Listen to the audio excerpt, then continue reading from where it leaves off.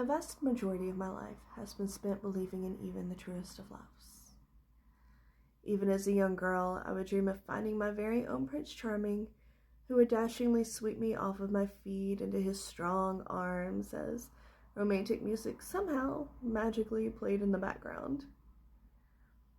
I wasted away those youthful and hazy summer days, convinced that the one I was meant for would be hiding around some unseen corner, and all I'd have to do was turn unknowingly into that direction.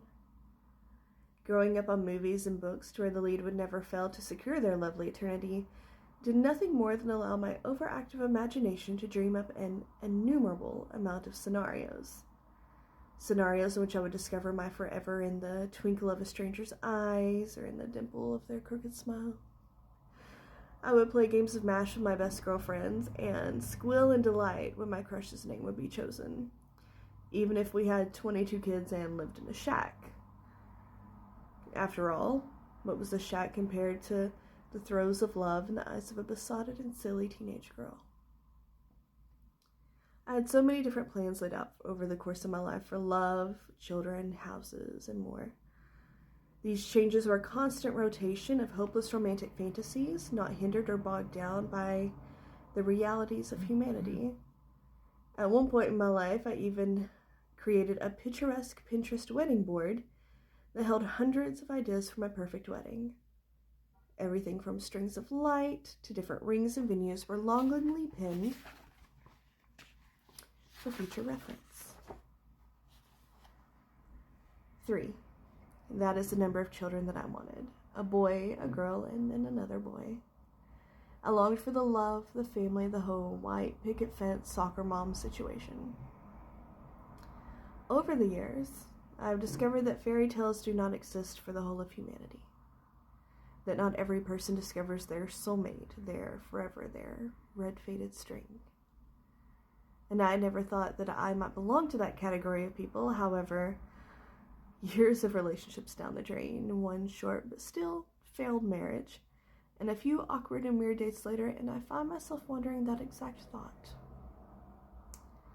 Here I am at the age of 34, living with my 2 cats and my sister in a home that we rent, and single as well, Pringle. With nary an aspect of even a halfway decent partner in sight.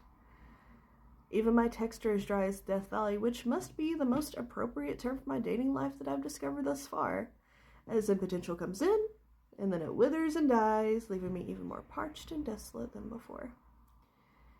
If the youth of yesteryear could only see herself now, how I'm certain that she would rage and cry before throwing her hair back and refusing to do anything other than remain steadfast in the belief that by this age she would be both a wife and a mother. Would that young girl be utterly disappointed after I regale her with my tales, or would she nod her head in sympathetic understanding? To be completely honest, I'm not sure which it would be.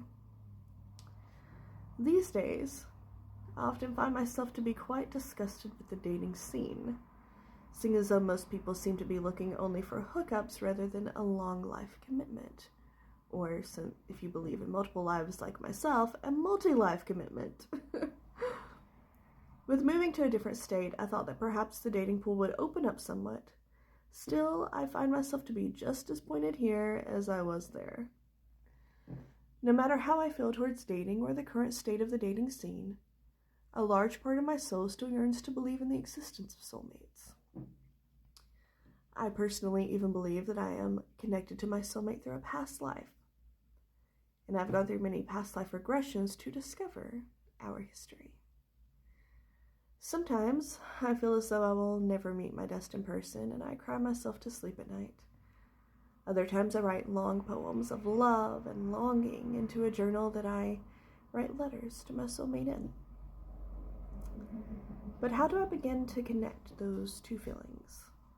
How has my romantic life even come to this point, and how do I begin to find the soulmate that's connected to the other end of my faded string?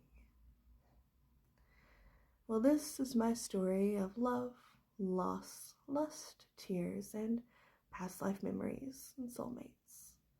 So hopefully you will join me on this adventure with my book, Faded Strings. available in my bio.